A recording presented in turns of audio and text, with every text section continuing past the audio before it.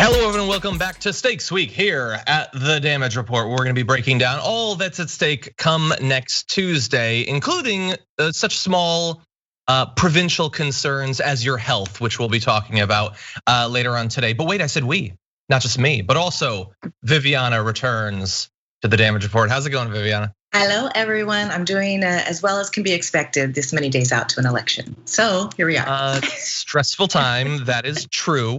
Stressful also because you've been going overboard with your work. You've been doing a show, haven't you?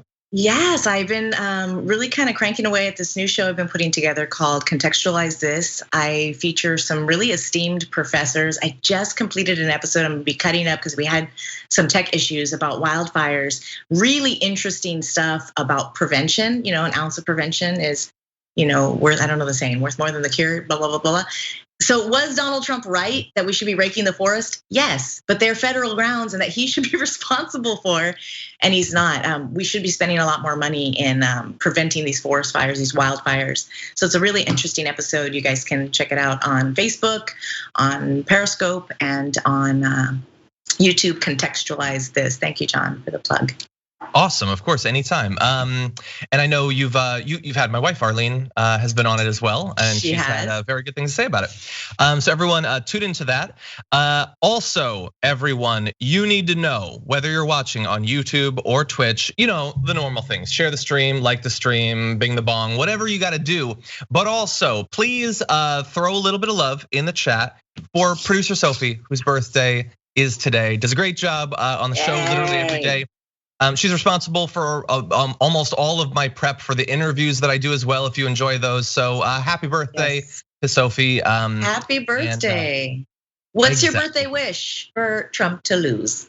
We're gonna get it for you. Probably. That's the wish we make for her. Yeah. Either way. We've got a lot of news that we're gonna get to.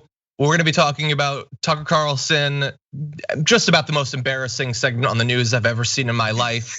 And it was scripted. Brilliant, man. It's just an added layer of just, oh my God. So we're gonna be talking about that. Jared Kushner is being ridiculous. There's just a lot of nonsense, but we're gonna get through it together. And if you send us tweets, comments, super chats, all of that, we'll be responding as we go. I can see in the chat right now, there's a lot of happy birthday love going on for Sophie. Yes. So thank you to everybody for that. With that said, why don't we jump into some news? Donald Trump thinks it would be great, and possibly the only legal outcome would be to declare the election winner on election night. He's been repeating this ad nauseum lately, so prepared to feel a bit of nauseum. Here he is. It would be very, very proper and very nice if a winner were declared on November 3rd instead of counting ballots for 2 weeks, which is totally inappropriate, and I don't believe that that's by our laws. I don't believe that. So we'll see what happens. Okay, so that was a crazy thing to say. The idea that it'd be very nice and proper, and then deciding, oh, that's not strong enough. No, it'd be illegal to count any votes after election day, which is an absurd claim. But that wasn't just a one-off. You also had him saying this. Hopefully, the few states remaining that want to take a lot of time after November 3rd to count ballots, that won't be allowed by the various courts, because as you know, we're in courts on that. We just had a big victory yesterday in Wisconsin on that matter. So hopefully that won't be happening, okay? Okay, so it's just super clear. He is going to do everything he can in the courts to stop votes from being counted. Not votes that are suspicious or votes of whatever, just any vote that it takes a little bit too long to count. And why wouldn't it, since we've refused to give the states the money necessary to do the counting expeditiously, and we've also screwed over the post office to make sure that it takes as long as possible for the votes to actually get there. We've done all of that, and now we're gonna try to stop those from being counted. So Viviana, the strategy is as clear and explicit as any political strategy I've ever seen in my life. Yeah, it's been years in the making, John. They've been working on sort of putting doubt in our public agencies like the post office. But this just shows how off base Trump really is, how just out of this world. He really gets all of his information from television. So if it's not announced on television the night of the election, then it's not real. And it's weird because it's so hypocritical that he's just constantly calling the media fake news. But yet, if it's not happening in TV, then it's not real, but it's also fake. I mean, I can't even follow this man. I mean, obviously we've known this. We've been trying to understand what he's talking about and make sense and rationalize, but it's like talking to a brick that just says, very nice, very kind. I mean, you'd think after this many years, he'd beef up his vocabulary a little bit. Yeah, you'd hope. You want a little bit of pizzazz from your strong man, but we don't even get that. We've got a very low energy, low D fascist strongman here. Yeah. But anyway, and in addition to the videos I showed you, we also had him tweeting big problems and discrepancies with mail-in ballots all over the USA. Must have final total on November 3rd, which again, I just want to be very clear about this because we're going to be trying to give a little bit of information about how the count is going to go in just a little bit. But just very clear, you literally do not have to have a final count on election day. I hope that goes without saying. But also, more importantly, you never have a final count on election day. That's not a thing that actually happens. Counts are done all the time afterward. Now, it is a very important distinction. Distinctions are important, and people don't make them between, for instance, the news side of a newspaper and the editorial side of a newspaper, but also between news outlets calling states and the states themselves finalizing those counts. We have become just very casual with projections being made. NBC News will project a winner in Pennsylvania days or weeks before the winner is actually decided, because statistically it's extremely unlikely that the result would be anything other than what they projected. But that is not the final count. No. And both Donald Trump is implying that it is.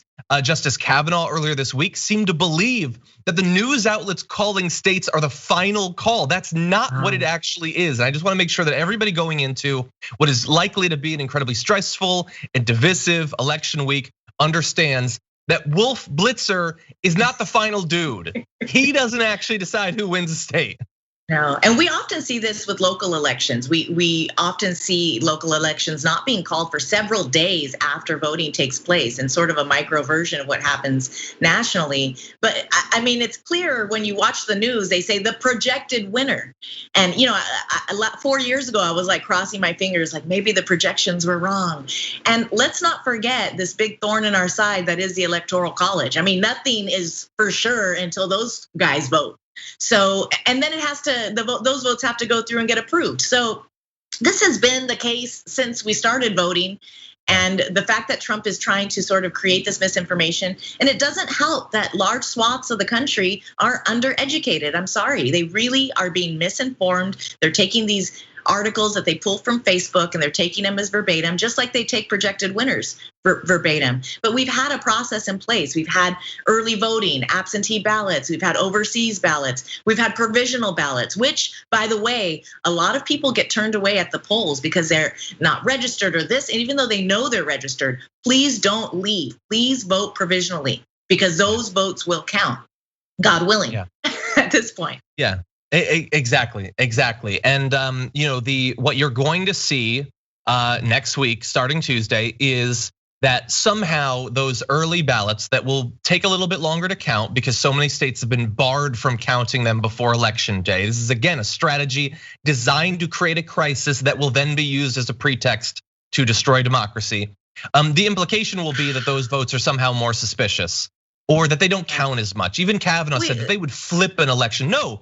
The people who went and voted early arguably did more work. I turned in a lot of essays right on the deadline. The person who did it 2 weeks early, they're not more suspicious, maybe a little bit. How do they have that time management? I don't understand it in college. No, those people were working harder. Those votes count just as much. They do. And a lot of times people that do early voting or vote, absentee, which I'm a permanent absentee voter, and I re-registered this year because I had changed, locations, and I wanted to make sure to vote for local initiatives and measures, but I never got my ballot. I still haven't. It's not gonna stop me. And this is a different election. There are things that voting feels a little bit different this year. So they're using that to capitalize on the confusion and make it like, oh, well, that means nothing's real. That means that, and it's really, really vile. I mean, just the political strategies that are happening within this administration are fascist, it's scary where this country is going. And what's scarier is that people are actually following him blindly to the slaughter. we've been talking for some time now about I forget the term that they give for it. It's effectively like the red mirage. This idea that because early votes are going to be biased in a particular way, and the people who vote on election day are going to be biased in the opposite way, depending on your state, which of those they count and release the results of first could make it look like the election in that state was going to go one way, and only later will it be turned. So let's talk a little bit about an example of how that's going to actually work. There was a good case study in this done by 538 in the last day, in particular, how Pennsylvania might look. Let's give you some actual numbers. So their forecast estimates that about 6.8 million votes will be cast in Pennsylvania. We'll see, it might be more, a lot of people are voting, but that's what they're estimating. The average popular vote result gives Biden about a 5-point edge over Trump. That's right now in the polls. That means Biden would win about 3.6 million votes to Trump's 3.2 million votes, assuming that all of that is accurate. If the vote count followed what we saw in the primary in terms of the distribution of Democrat versus Republican early voting, less than half of Biden's votes would be in by 3 a.m. on election night, whereas around 70% of Trump's would be reported. So that means that we could be looking at a situation where Trump has about a 16-point lead, 58-42, based on approximately 60% of the total expected vote. But over the course of the next few days after election day, assuming the same pattern as the primary plays out, Biden would win 2/3 of the remaining votes, which would precipitate a 21-point shift in the overall margin from 3 a.m. on election night to the final result. And you can take a look at this little chart here and it'll show how those numbers change from election day to afterward. The reason that I want you to see this example is I think a lot of people think that if there's a difference between the election day returns and the count that will happen afterward, what it's gonna look like is on election day, you have a super close election, and then afterward it changes a little bit. Like Biden's up by 2 or down by 2, and then it swings that way. But that's not necessarily how it's gonna go. You could have something like in Pennsylvania, which is gonna be one of the most watched states on election day, with Trump looking like he has a dominating win that makes all of the polls look insane and ridiculous and biased. But all of those votes are still out there. We're not waiting for any new votes to be cast. We're talking about votes that have been cast over the last few days, last few weeks. It might massively swing the results, Viviana.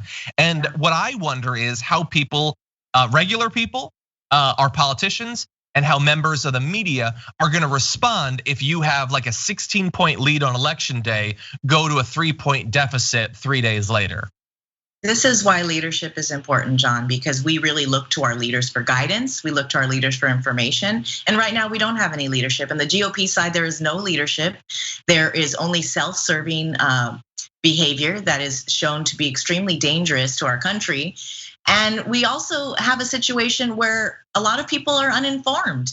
And like I mentioned before, undereducated on this process. This has been the case always. We always have a situation when there's a close call.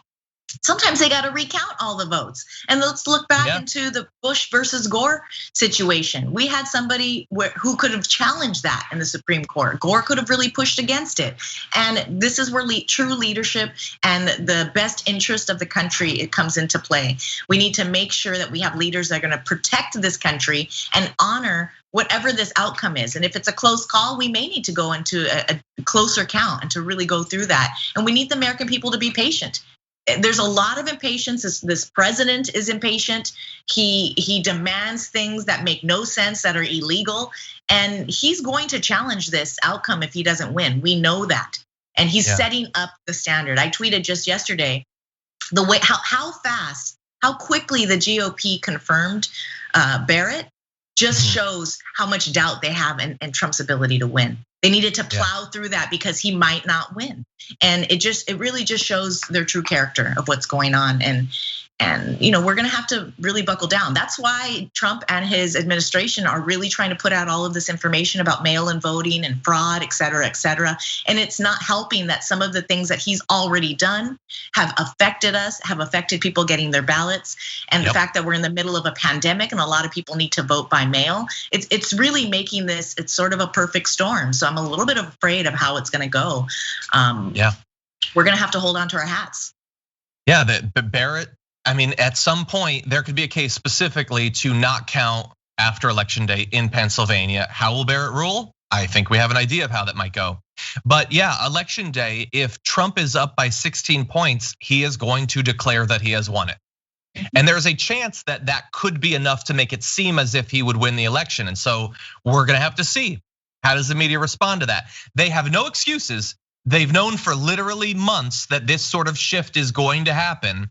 We'll see how responsible they are on election day. And that's just Pennsylvania, by the way. Let's talk a little bit about how it's likely to go around the country. So now understand that in a lot of states, the winner, we have such a strong idea of who it's already going to be that some of this won't necessarily apply. Like California is not going for Trump. It doesn't really matter if California is slow in counting the votes. We know that. It matters overall for the total popular vote, maybe, but for the Electoral College, not so much.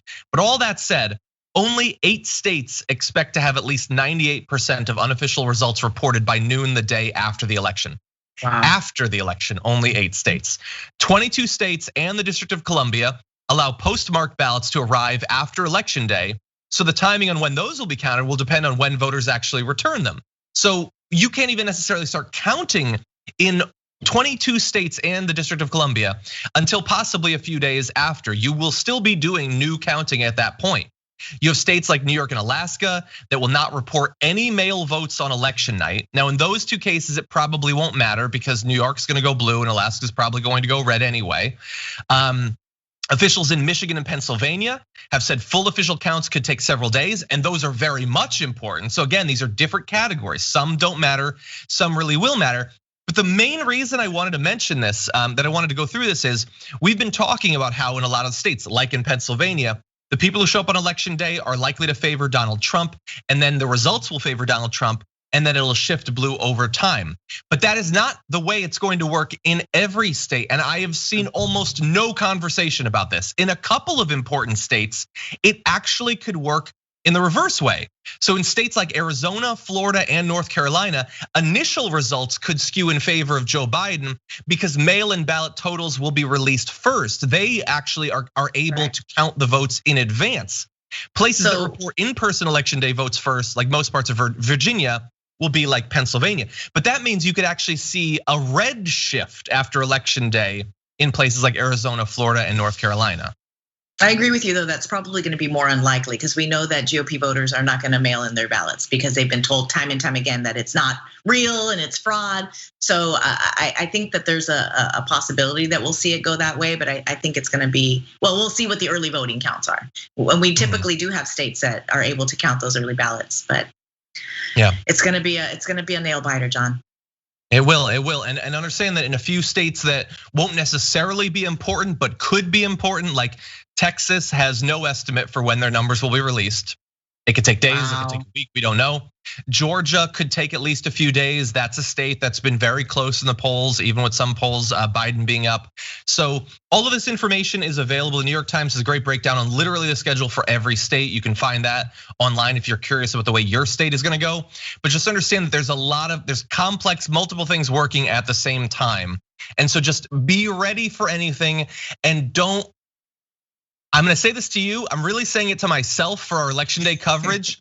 Don't respond emotionally to every bit of breaking news and the numbers, because the numbers aren't final until they're final, and they ain't gonna be final on election day. So John Idarola, bear that in mind. It ain't over till Fat Trump sings or cries. Exactly. Hey.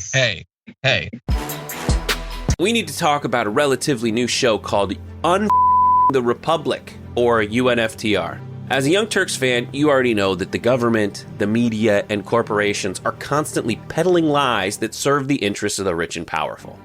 But now there's a podcast dedicated to unraveling those lies, debunking the conventional wisdom. In each episode of the Republic, or UNFTR, the host delves into a different historical episode or topic that's generally misunderstood or purposely obfuscated by the so-called powers that be, featuring in-depth research, razor-sharp commentary, and just the right amount of vulgarity. The UNFTR podcast takes a sledgehammer to what you thought you knew about some of the nation's most sacred historical cows. But don't just take my word for it. The New York Times described UNFTR as consistently compelling and educational, aiming to challenge conventional wisdom and upend the historical narratives that were taught in school. For as the great philosopher Yoda once put it, "You must unlearn what you have learned. And that's true whether you're in Jedi training or you're uprooting and exposing all the propaganda and disinformation you've been fed over the course of your lifetime. So search for UNFDR in your podcast app today and get ready to get informed, angered, and entertained all at the same time.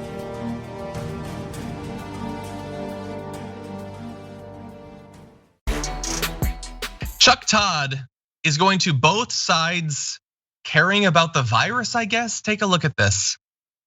When you look at both candidates, in some ways, one, not taking the virus seriously enough at all, and one, if there's a criticism might be, is he taking it too seriously, at least when it comes to campaigning? Marcos, let me start with you.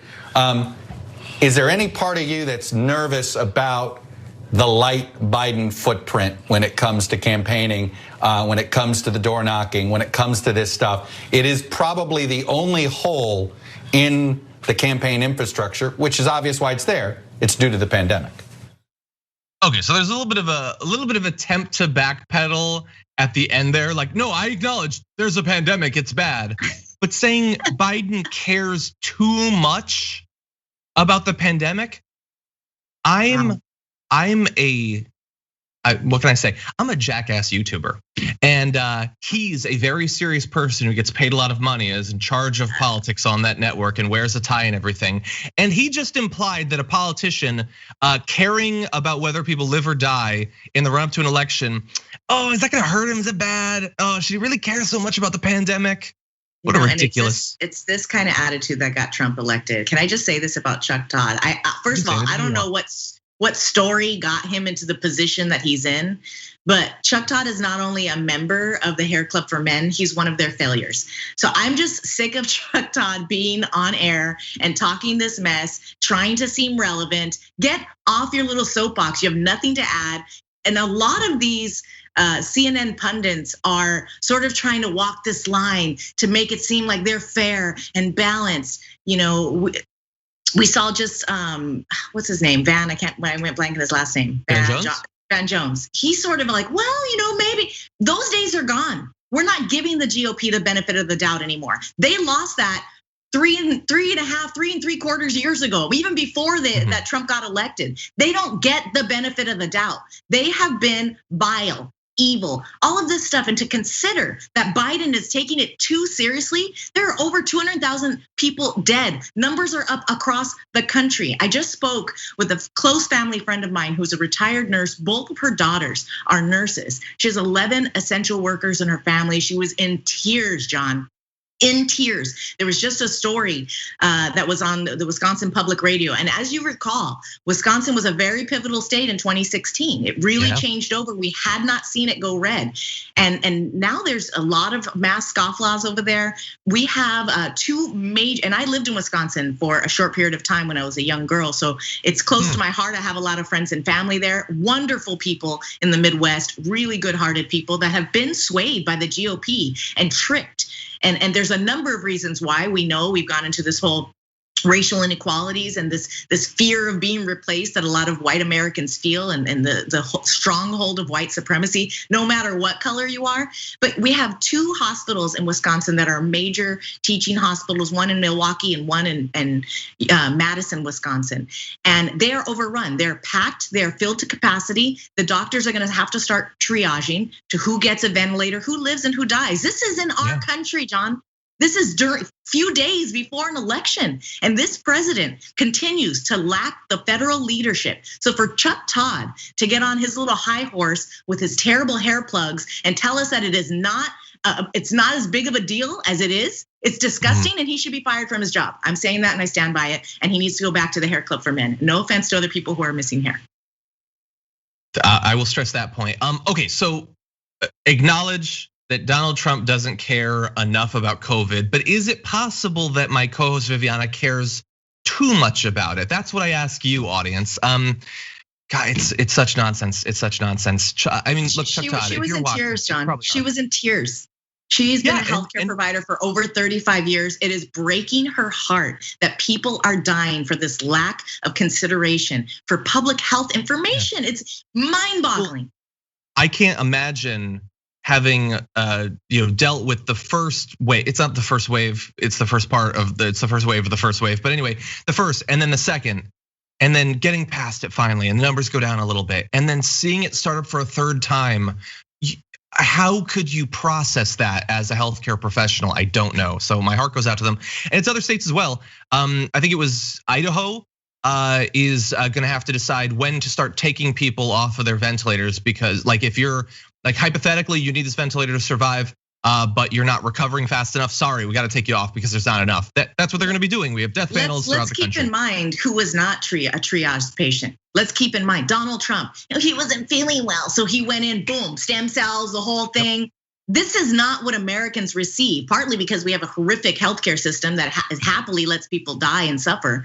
But we have people that are struggling to even pay for regular bills. They don't even know if they can afford to go to the doctor. So a lot of them are not even getting the help that they need when they can. They get there too late. To be able to say that we live in a country that will consider people just dying as part of, the cost of doing business. And that's how Trump sees this. And it's really offensive to me that we have seen him continually use this coronavirus as a political strategy and not to care about the people, but to how to get reelected. And then he fumbled that ball too. Like, listen to the experts around you.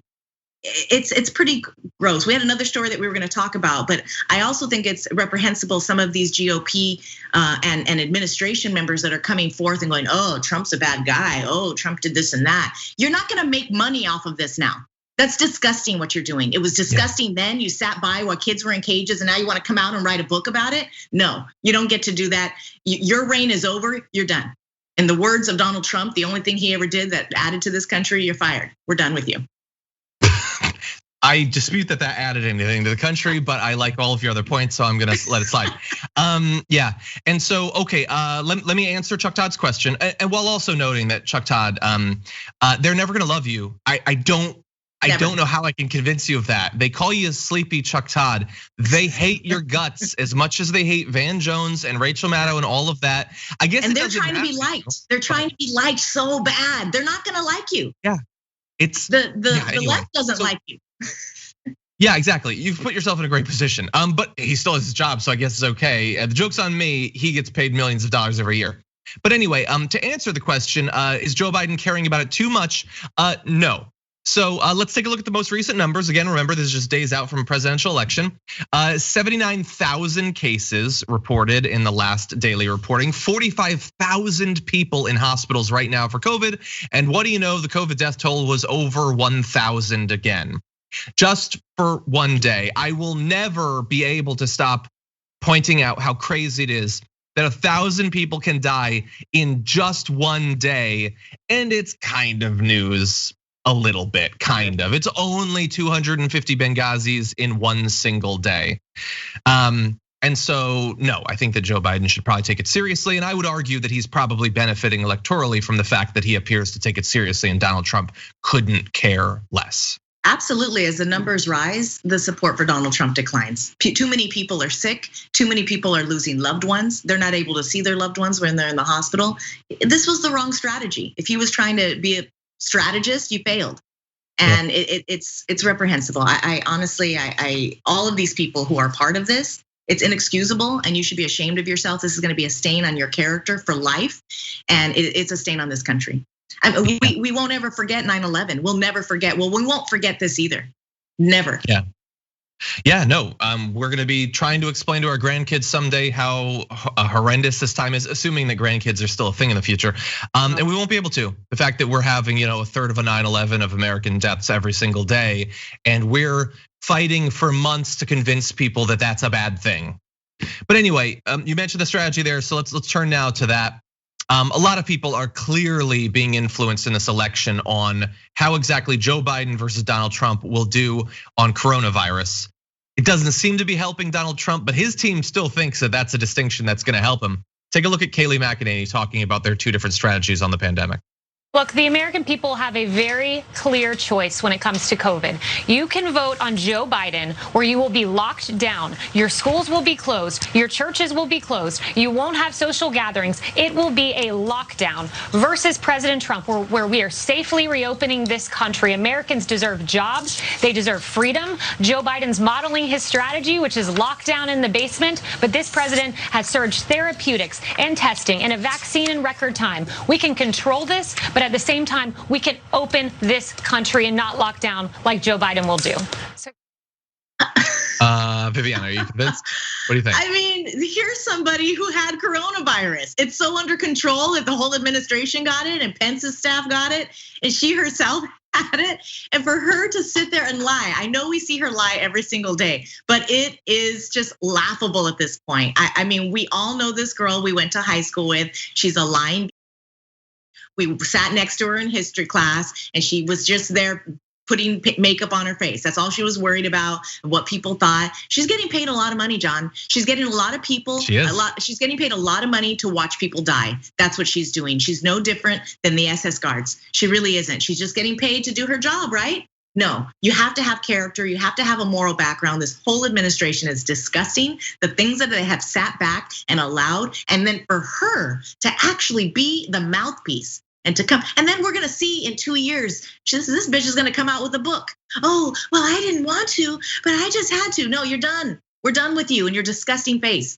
I don't care what she says. It's all lies. You're gonna see a lot more of her face because she's gonna be like a commentator on CNN, getting like $1 million a year. That's what's disgusting. That is what's disgusting. And just like Megyn Kelly. Megyn Kelly got a show and then she said, well, that was a good debate. Oh, why? Because he didn't comment on you menstruating this time. So that was a good debate for you. But last time it was about, like, this is disgusting. These people are in it just for the money. And this is the problem with politics. It has bled into the media. This is why Donald Trump got elected, because we don't have faith in our leaders and we cannot have faith in people that will flip flop in the media just like this. That's why your show is so important, John. Thank you for being here and for being a voice of reason in this chaos. Thank you. I've got your back though. Last Friday, Megyn Kelly was my garbage person for that exact comment, actually. But anyway, I'm glad that you pointed out the Kayleigh McEnany, who you gotta love the contrast. They even had it. It was on Fox News. She's screaming at you that we're doing great on the pandemic as 80,000 new coronavirus cases is the lower third there. That's amazing. But again, she doesn't have to worry about it because she's a member of our political elite. So she got the fancy underground monkey meds and she recovered quickly, just like Donald Trump did. But those meds are not available to us plebes. You're not gonna be able to get it. You're gonna end up sitting on a cot in some tent that's been hastily set up to deal with the overflow of cases. One of the most notable fail sons in all of America, Jared Kushner, was apparently also talking with Bob Woodward. It went really well for Donald Trump. Let's take a look at some of what Jared Kushner, exactly. But Jared Kushner all along, this is not new. These are conversations he was having with journalist Bob Woodward for some time. So we're gonna work through a little bit of what he said, but let's set the stage. In a taped interview way back on April 18th, Kushner told Bob Woodward that Trump was, quote, getting the country back from the doctors in what he called a, quote, negotiated settlement. Kushner also proclaimed that the US was moving swiftly through the panic phase and pain phase of the pandemic, and that the country was at the beginning of the comeback phase. That was on April 18th. Now, many Americans had died at that point, but far more hadn't yet died and would.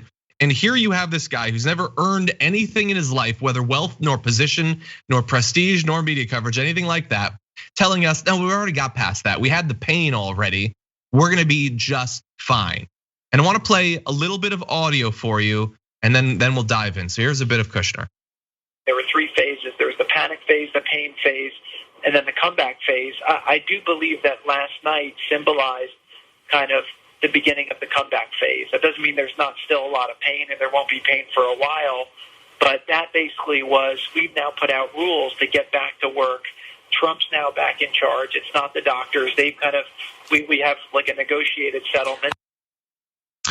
So that's crazy and heartless, but yeah, Trump did kind of take back control from the doctors, and the ever rising case and hospitalization and death count, I think tells us all we need to know about how that worked as a strategy.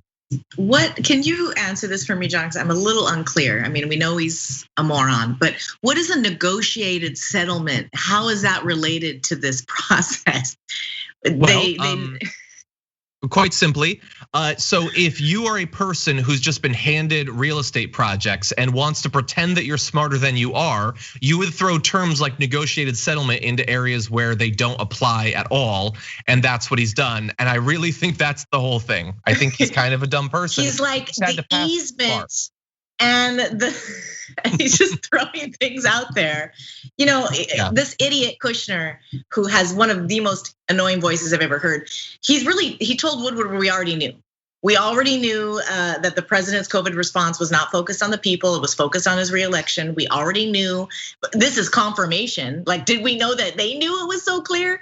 They actually plotted this out. Our suspicions were real. He wanted to put all of the onus on the state and the governors so that he could distance himself to any failures. And we knew he wanted to own the reopening so that he could be the savior. And we know he wants to own the vaccine so he can be the savior, the best, the one and only. And I just can't believe that this family keeps talking to this man. How does Woodward do it? I don't know. Yeah, it's just horrendous. So that. You're right. They go into the strategy, and you know what? Why don't we talk about that? Because I have something to say about that. So here he is describing a bit about the strategy to Bob Woodward. So with testing now, what he's been saying is don't fall into the same trap that we fell into the first time. The states have to own the testing. The federal government should not own the testing, and the federal government should not own kind of the rules. It's got to be up to the governors because that's the way the federal system works. But the president also is very smart politically with the way he did that fight with the governors to basically say, no, I own the opening. Because again, the opening is going to be very popular. People want this country open. But if it opens in the wrong way, the question will be, did the governors follow the guidelines we set out or not? Yeah, except that that's not what actually ended up happening. If the reopening doesn't go well, no, they wanted us to just blame the governors or whatever, but Donald Trump has been saying we need to reopen the schools, we need to reopen everything over and over and over. And somehow Jared Kushner couldn't predict that if people were dying and Trump was saying, no, we need to reopen anyway, that some of the blame might fall to him. And we're seeing the effect on the election every day. That genius strategy that they had was stupid. And I would argue it doesn't take hindsight to realize that telling people they need to pretend that everything's back to normal when the cases and deaths keep going up, as we knew they would if we reopened prematurely, it doesn't take a genius to know that that's a dumb strategy. And indeed, we didn't have a genius, unfortunately, involved in this strategy. We had people like Jared Kushner and Mike Pence and that sort of thing. And how obscene is it to say that the president was politically smart to fight with the states? Why are you fighting with the states during a pandemic? You're proud of this? It's disgusting. Like I said earlier, it's reprehensible. And I cannot believe that this guy is so stupid to speak to this journalist and to actually say these words. I mean, he might as well throw in an eminent domain. He might as well throw in all these. I don't know where he thought that this was okay. This is not a business negotiation where you just have like, well, that's just the cost of doing business. These are people's lives. You are the leader of the country. Your job is to protect your citizens. And this is disgusting that you think it's a smart political move to go head to head with governors. Yeah. This is what the Federalists wanted. No, they didn't. This is not what they wanted. Yeah, what they probably wanted was leadership. I imagine if Canada invaded, I don't think the American people would be like, you know what? It's really on the governors. I like that Trump is standing up to North Dakota. Yeah, no, that doesn't actually work that way. He stands up to North Dakota and Michigan, but not Russia. Exactly. So the issue, what I always look for is, because we never know, it's very difficult to say when people that do and say crazy things, when they are true believers, when they're doing something based on a true belief, or they're just trying to deceive you or whatever. And in terms of pushing for the reopening, I would assume that they knew it wasn't going to work, but they still thought that it would be in their short-term interests, whether in terms of the stock market or in terms of politics. Based on at least Jared Kushner in these conversations, they seem to really think all of the doctors and scientists were wrong. They seem to really think, no, it is just magically gonna go away. There's no reason to believe that, but we're gonna run with that. And I think this last clip we're gonna play sort of gets to the idea that they were overconfident, needlessly overconfident. I learned this early on that neither party's really a party. They're collections of tribes, right? And so the Republican Party was a collection of a bunch of tribes. And then, parties as they grow tend to be more about being exclusive than inclusive. And so, you look at like the Republican Party platform, it's a document meant to like piss people off basically more, because it's done by activists. Yeah. So you have a disproportionality between what issues people are vocal on and what the people, the voters, really care about. And what Trump's been able to do is, I say he's basically did a full hostile takeover of the Republican Party. And I don't think it's even as much about the issues. I think it's about the attitude. He's just not that smart of a person. Like, all of this is not just about your stupid intra-party politics. Like, we're talking about hundreds of thousands of lives. And even if you don't care about that, even if you're effectively like the world's tiniest vampire, that is going to come to bite. We're in an election year, you idiot. Like, you can't let hundreds of thousands of people die and think that it's not gonna take a toll on you in the election. Whether you've had the hostile takeover, which again, to your point, is just needless real estate speak or business speak. Sure, yeah, you've done that. Okay, now you're in charge of that party. Wouldn't you like to win the election? Maybe don't let a mountain of corpses pile up. Maybe that would be wise politically. So disconnected to reality to say that people's views, it's people dying. Deaths are not views. These are people who are ill.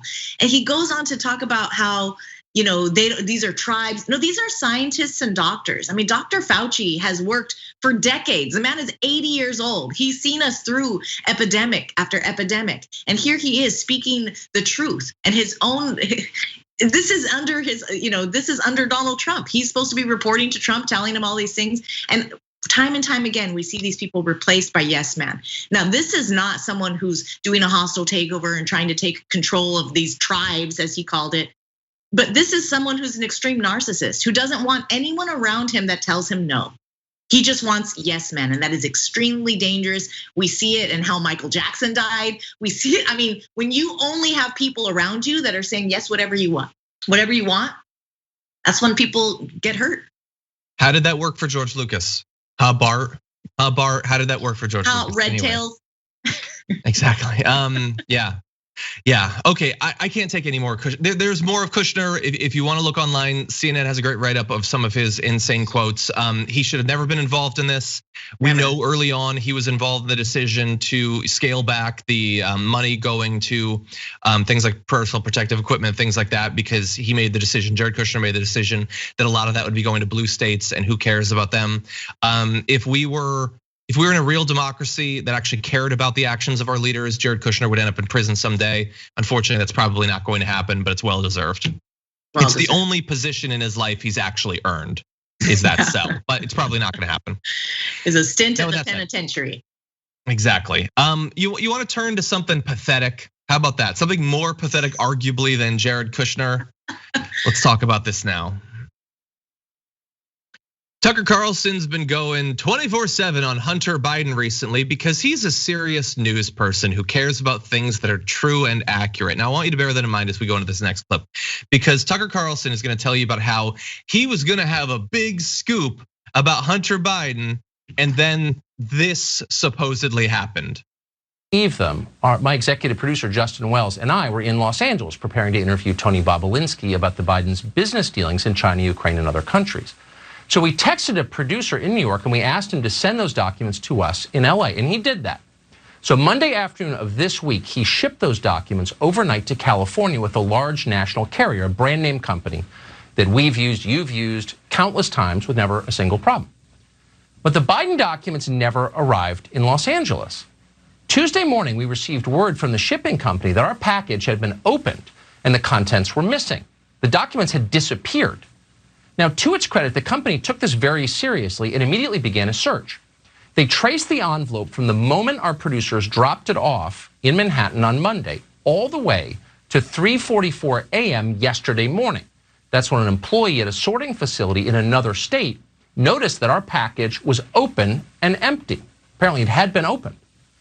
So the company's security team interviewed every one of its employees who touched the envelope we sent. They searched the plane and the trucks that carried it. They went through the office in New York where our producer dropped that package off. They combed the entire cavernous sorting facility. They used pictures of what we had sent so that searchers would know what to look for. They went far and beyond, but they found nothing. Those documents have vanished. As of tonight, the company has no idea and no working theory even about what happened to this trove of materials, documents that are directly relevant to the presidential campaign just 6 days from now. We spoke to executives at that company a few hours ago. They seemed baffled and deeply bothered by this, and so are we. Oh God, okay, so we're gonna have updates on this. They have no idea and no working theory. God, the way he delivers those scripted lines is so. How did he ever get an audience? But he has one. Like you need to bear in mind as you're watching this is pathetic. The dog ate my conspiracy segment from Tucker Carlson is not an offhand comment. That is a full scripted thing. He made the core of his show, and he has the biggest audience of any cable news show. Despite the fact that a court, like his lawyers defending him in a court case, said nobody watching his show would actually expect him to be telling the truth. That was literally their legal defense of Tucker Carlson. But he's telling you, I had all these documents that I was gonna show, and then they all disappeared. That happened. That's a thing that happened. Yeah, one time I tried to pay my electric bill and I sent the check in the mail, and then I told them I sent you the check, and they did not care. I had to pay it anyway. It's not how it works. And actually I hadn't sent the check. It's the same thing. I didn't get your email. You got the email. A lot of people use these kind of. And guess what? If he's gonna say that, guess what, Tucker? I had the PP tape. I sent it in the mail, and now but it exists. I saw it with my own eyes. I promise you, but I don't have any proof. We have been making copies of printed word since the 15th century, John. They didn't make a copy. It's 2020. You can use your phone, just take blink, take a picture, there it is. How convenient. In Spanish, we say, que conveniente. That all of a sudden, this doesn't work, and that, all of these private organizations, notice he didn't say the United States Postal Service, he said a private organization that they have so much faith in, somehow fumbled the ball and somebody decided, oh, this is an important Tucker Carlson package. It's like a Harry Potter thought. Document disappearance. It doesn't make any sense at all. Yeah, no, and okay, so we're gonna get into it beyond, like if we accept that it happened, we'll talk about that. But first of all, in terms of it happening, so supposedly what happened is, for us to believe this, is that they decided to send these documents and they mailed them for some reason that's not immediately clear. So they decided to mail them, and someone along the way knew that in this envelope, which I'm assuming didn't say Hunter Biden conspiracy on it, or this is going to Tucker, y'all. I assume it didn't say that. They knew to look into it, stole the documents, left the envelope as evidence of the fact that they stole it. Didn't just take the envelope for some reason. They left it because, I mean, come on, we're criming, but we didn't want to steal the envelope too. That's what happened. That's definitely a thing that happened. Now, look, there were immediately a lot of follow-up questions about like, dude, did you not copy them or whatever? And apparently they did, because a reporter who texted with Tucker Carlson asked him, did you make copies of those documents or did anyone take photos? And Tucker Carlson apparently responded, of course, the point is someone's reading our texts. So okay, well, what did the document say then? Where is it at? Well, exactly, and maybe we'll see that. But so, first of all, they're reading your text. So somebody has hacked into your phone and they're reading your text messages and getting information from those text messages that also allow them to then, in a different city in America, identify a mailing envelope to then steal that amongst all the mail in the country. Like, if you believe that this is true, there has never been a conspiracy theory as implausible as this. A flat earth, I can make the numbers work for that. I can't make the numbers work for this envelope thing. That's crazy. That's bananas. That's Dr. Johnny Bananas. They have even upped the whole laptop conspiracy of it being in some sort of repair room. And this is even worse than that. And I'm not even sure what the controversy about Hunter is. It's like, has there been some political dealings? Yeah, we know Biden is a politician. Okay. We have hardcore evidence that Trump has his hand in all kinds of fascist cookie jars, yet that's not enough for any Republican out there. They want to have this fictitious, and you know what's funny? It's not even this story that's making people want to vote for Trump. It's the QAnon stuff, because like we talked about, these undereducated voters who are out there just sucking all the information from Facebook, and they just want to believe that somebody's a pedophile and someone's going to save the world and get rid of all pedophiles. And it's real simplistic stuff, because as you know, John, politics is complicated. It's hard to understand. It's hard to follow. We talked about voting earlier. There's all kinds of different rules and regulations, but when you make things real simple, like bad, good, people want to follow that. And so this Hunter Biden thing is a waste of time, even for the Republican Party. Nobody understands it. And the people who might be pivotal voters who aren't going to vote anyway, probably, they're not even understanding this at all. And I don't even understand what the conspiracy is. This is definitely a pathetic ploy from Tucker Carlson just to get ratings. Yeah. And to create, smoke where there's no fire, or whatever the metaphor is. A lot of people had fun mocking him though. Chuck Wendig, I believe he's an author, said, "Did you check underneath Trump's healthcare plan?" That's good. It's a big one, like the blank one that he gave to 60 Minutes. So I think that we all get that this is pathetic, but I would argue that this is level 3 pathetic. So the first level of pathetic would be making specific crazy claims about Hunter Biden and trying to make that a big story. That would be level 1. Level 2 is trying to make the Hunter Biden thing a big story that's going to change the election when you can't even explain what the crime supposedly is. And that is very much Donald Trump. He has no idea what the laptop is or why it's important, but he's talking about it. Level 3 is when you can't even do that. So you purposefully lose or make up documents, and then you try to make that the story. And he's not the only one, by the way. I would argue this is the most pathetic version of this I've seen. But we also, not that many days ago, had Fox News this is legal and political analyst for Fox News Channel and author of The Russia Hoax and Witch Hunt, to give you an idea of where he's coming from. Greg Jarrett tweeted, "I find it odd, if not curious, that the moment I hit send on my column that's highly critical of Joe Biden, my Wi-Fi service disconnected. Inexplicably, it will be out all day. Never happened before. Probably just a coincidence. I drove to the local store and sent the column." What store? But anyway, so Joe Biden, his brain is provolone cheese and he can't do anything. Also, he is in charge of literally everything.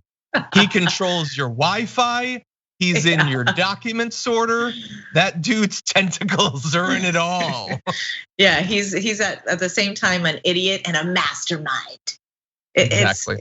It's just really hypocritical, and we know that is, it just is. That's the roots of this administration, just hypocrisy. Yeah, and lies. Don't and racism. Tend to me that you're 100% right. That list could go on. Tucker Carlson is a complete lying white supremacist hack. That's all. I don't care how big his audience gets. It doesn't make him a real journalist. It doesn't make him a real boy. He's not. He's a lying racist hack. That's it. Lying racist hacks, it turns out, in America can do quite well in terms of generating an audience. That doesn't make what they do anything better than any random racist spouting insane conspiracy theories, which is what I would argue he is doing right now. We have 200 years to support that point you just made. Yeah, lying racist hacks. Yeah. But they're still innovating. Jon Ossoff is locked in a tight race against David Perdue, and they had a debate recently, a little clip of which has gone pretty viral on social media. Here is Jon Ossoff taking it to David Perdue.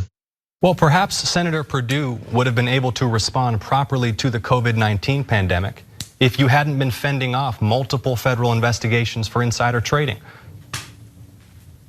It's not just that you're a crook, Senator. It's that you're attacking the health of the people that you represent. You did say COVID-19 was no deadlier than the flu. You did say there would be no significant uptick in cases. All the while, you were looking after your own assets and your own portfolio, and you did vote 4 times to end protections for pre-existing conditions. 4 times. And the legislation that you tout, the PROTECT Act, it includes loopholes that specifically allow insurance companies to deny policies to Georgians with pre-existing conditions. Can you look down the camera and tell the people of this state why you voted 4 times to allow insurance companies to deny us health coverage because we may suffer from diabetes or heart disease or asthma or have cancer in remission? Why, Senator? Viviana, I'll give you first crack. What did you think about that? He looked like he was getting a colonoscopy while he was talking to him. He was like, not only are you a crook, but you're covering your asset.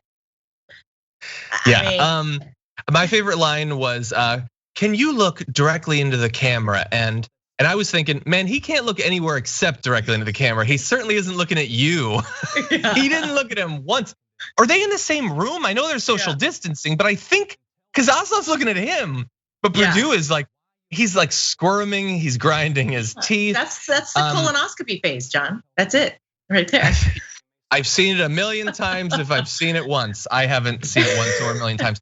But great points, man. David Perdue, like, yeah, the Republicans want to pretend that they're going to continue protections for pre-existing conditions, but he's one of many Republicans who's doing everything he can to get rid of that because he doesn't care if you have health insurance. They don't care if you live or die. They have been very, very clear about that. Their pockets are too comfortably lined by the insurance companies to want to protect pre-existing conditions. That is the truth, that is the facts.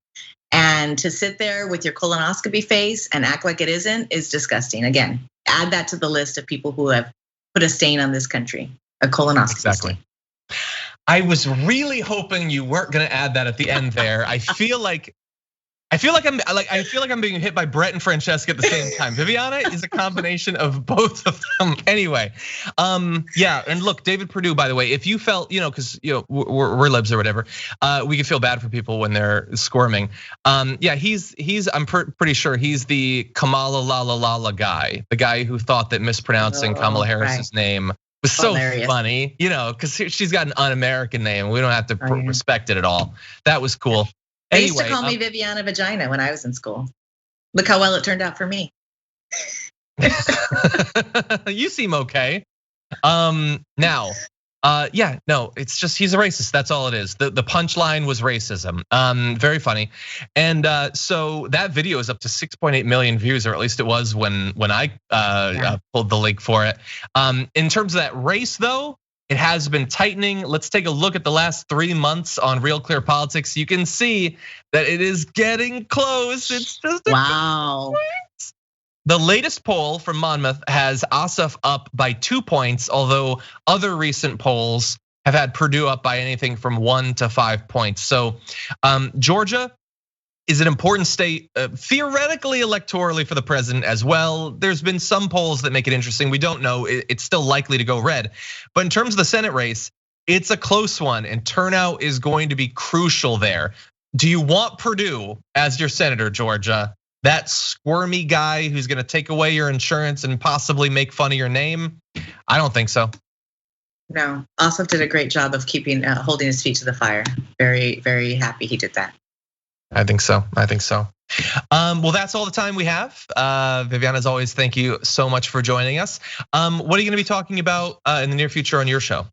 Well, I think I really want to get into body image. I have a professor who's done a lot of work on body image, and as much as it's not like a hot button issue, it's still really, really important. And thinking about our youth as this increase in social media and TikToks and et cetera, we need to really focus on, for me, the solution is not objectifying our own bodies or those of others. And if we teach both young men and young women that as we're growing up and to accept their own bodies, I think we have a lot more body acceptance, but we need to work on this objectification that's happening. So that will be the next episode of Contextualize This. But I do want to bring on my special guest. Hold, please.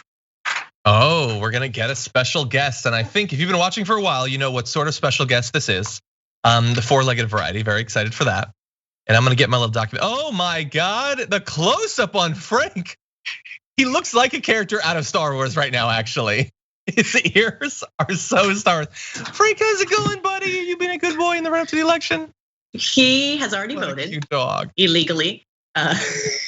He's 14, John, he'll be 14 in January. Oh my God. He's very mad that I woke him up. Yeah, he doesn't. Thank you so much for having me on the show, John. I love it. Thank you as always. Please, everyone, get out and vote. And if you're in California, vote no on 22, please. We don't want to give up our labor rights. Thank you. Exactly. Thank you. Nice closing statement. Have a good one. Bye, everyone.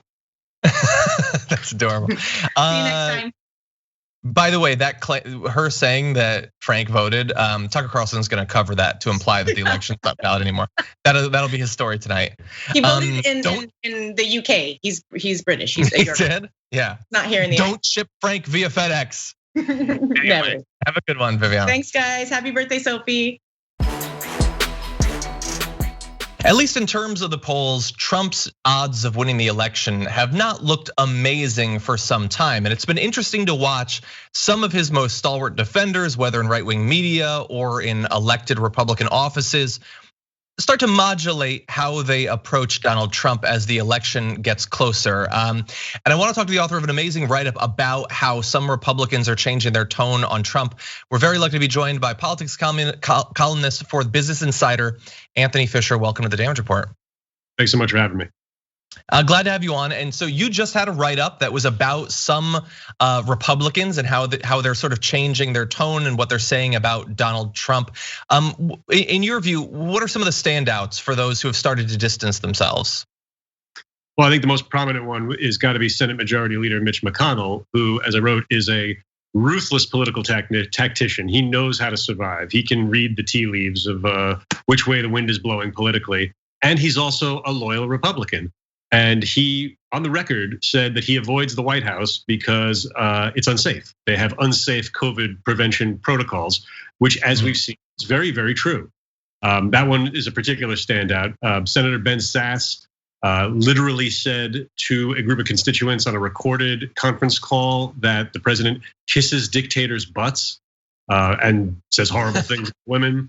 And Congressman Riggleman, who's on his way out, said that Trump has made the Republican Party into QAnon after dark, explicitly acknowledging that the president has not only encouraged this really unhinged conspiracy theory, but he's endorsed candidates who also subscribe to that theory.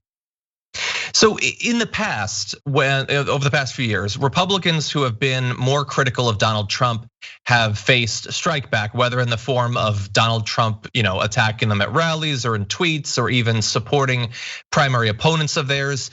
Do you think that these new Republicans who are coming out against them, doing that, is that a representation of them potentially thinking that that threat is no longer hanging over their head?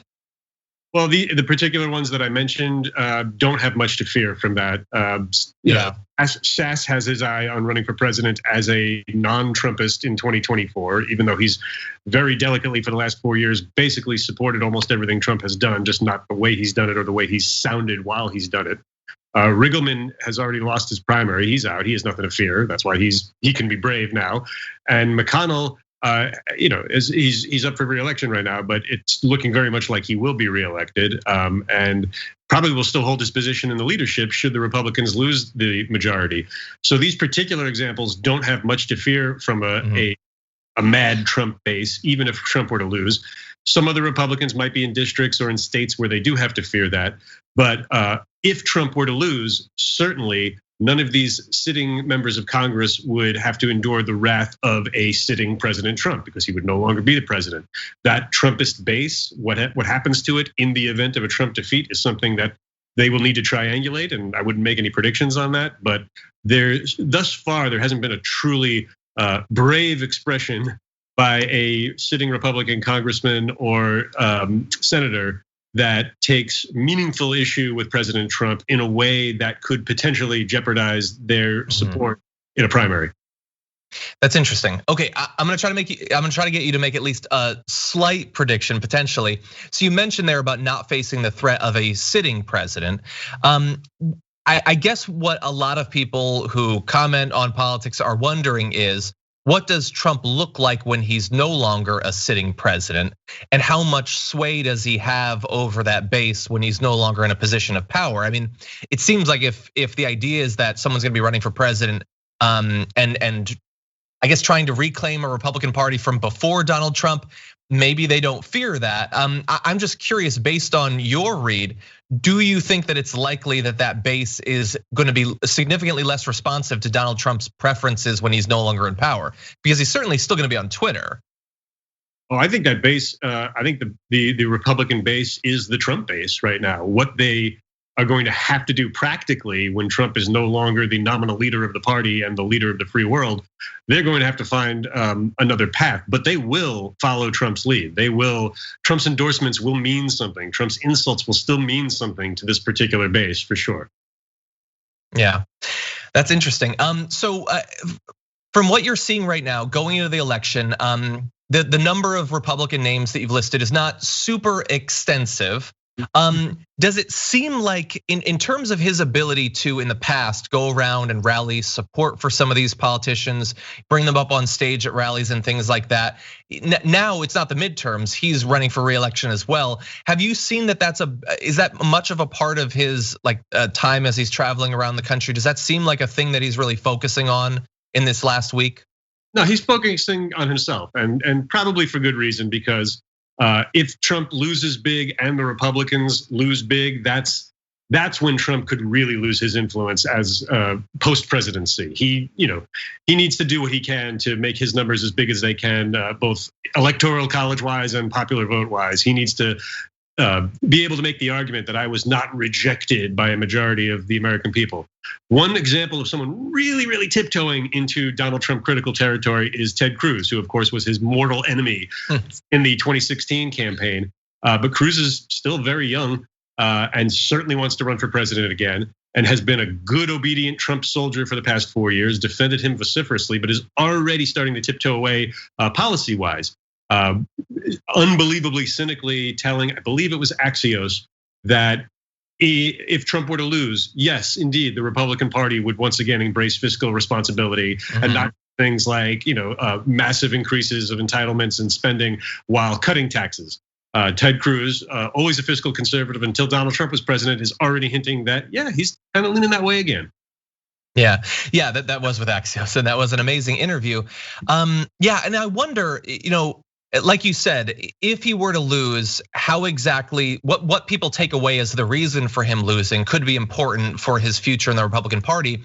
I wonder if the strategy right now, where they've been spending months making people question the outcome of the election, which obviously could end up having an influence on how the Supreme Court ends up ruling. Like, they clearly want some sort of influence. But even if that doesn't happen, even if the Supreme Court doesn't weigh in, it seems like a lot of Republicans have been trained to believe that there is no legitimate Biden path to victory. And so, to your point, that might seem to make it likely that Donald Trump could transition out of this thing, even if he's beaten badly, with many Republican voters still thinking that he was denied an election that he legitimately won. Yeah, anything other than a electoral landslide and a popular vote landslide for Biden will inevitably mean a meaningful portion of the Republican electorate will not consider it legitimate. Unfortunately, this is part of our politics on both sides and has been basically since Clinton was president, because Clinton never won an outright majority. Ross Perot ate into those votes twice. Obviously, many Democrats never considered George W. Bush legitimate president because of the recount and the close 2000 election. Barack Obama ridiculously is not considered a legitimate president by a lot of Republicans who still cling to the dead end birther nonsense. And obviously Donald Trump, who lost the popular vote by 3 million votes, won the electoral college vote in 3 different states by I think a total of like 50, 60,000 votes. Yeah. And there will always be Democrats who believe in Russian collusion, even though that really hasn't been proven. But for all these reasons, there are people that don't consider Donald Trump a legitimate president. So we're going on now more than a quarter century where the opposition has had a substantial portion of them not accepting the president. And I don't see why that would change now. A lot of our speculation and predictions have been based on the idea that Donald Trump could theoretically lose. Let's say that Donald Trump were to win. You still have some of the Republicans that you've been citing who are going to want in 2.5 years to start spinning up their own presidential campaigns. I assume it would be more difficult to run a sort of really explicitly anti-Trump sort of campaign if he's the guy sitting in the White House while you're doing it. Oh yeah, it'll be impossible. I mean, and honestly, I think if we want to play these imagination games, if Trump were to be reelected, I think Pence doesn't have a real easy path to the nomination were he to run after 4 more years of Trump. Obviously, he's been the most loyal soldier, and the base really does love him because he is, Mr. Social Conservative. He's unbreakable. But there's also a real kind of frothing at the mouth populism that he won't provide. And Trump Jr. very well might provide it. Tucker Carlson might provide it. There's any number of, celebrity types, people not in government, who can do what Trump did and say, I alone can fix it.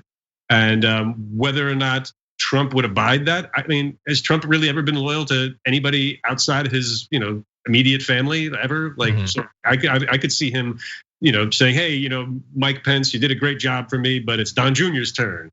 There's certainly a world where that could happen. Yeah, and look, we are obviously far into those imagination games, which I obviously enjoy.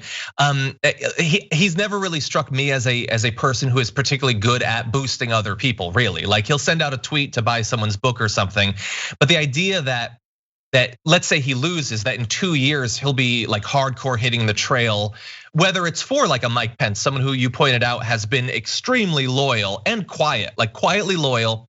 Or even honestly for his son, like obviously he would want his son to beat the others, but the idea that he would put a ton of his own effort into it, I have a hard time believing. But anyway, this is again hardcore into the imagination games.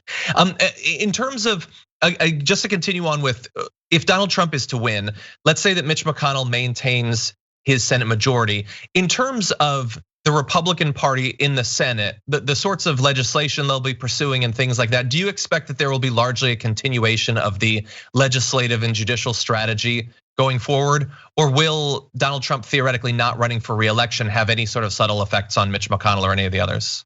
I think legislatively, not much different. I think what the biggest difference in the event of Trump losing and the Republicans losing the majority in the Senate would be the end of a lot of these culture war things. I think, you will not see troops amassed at the border for a stunt to keep back the hordes of Guatemalan caravans that Trump had us all wanted us all to be terrified of on the eve of the 2018 midterms. I think that kind of stuff will not be a part of a post-Trump Republican legislative push. Not that that was legislation, but I just think that those kinds of sort of meaningless things. I don't know that.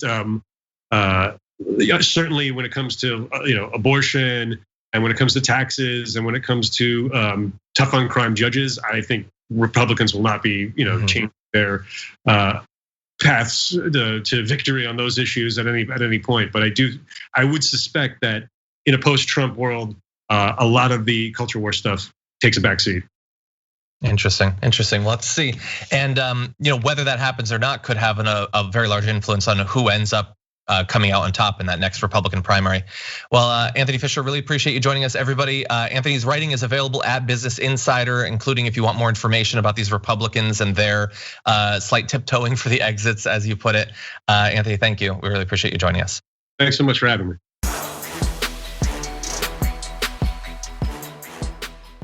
Thanks for listening to the full episode of The Damage Report. Support our work, listen ad-free, access members-only bonus content, and more by subscribing to Apple Podcasts at apple.co/TYT. I'm your host, John Adarola. I'll see you soon.